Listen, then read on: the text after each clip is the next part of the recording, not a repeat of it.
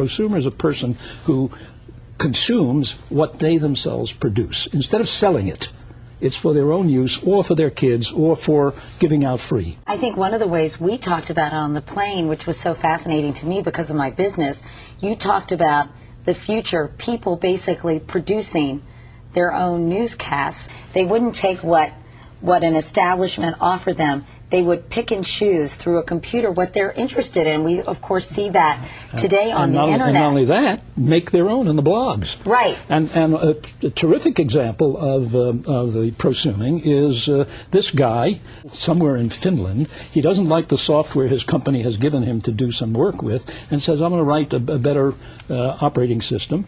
And as a hobby, he does, and out comes Linux, which is freely available, the source code of which he makes freely available. Thousands of programmers all over the world volunteer their time and effort, and they create new software that is scaring the pants off Microsoft and all the giant companies out there.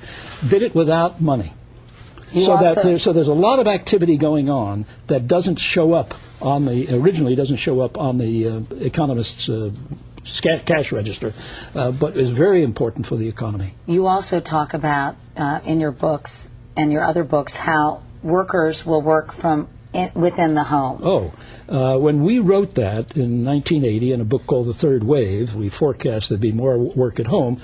That was regarded as lunatic, and the New York Times did a front-page article about how this was visionary nonsense. The Japanese government has made it a policy that by 2010 they expect to have 1 out of every 5 workers work at home.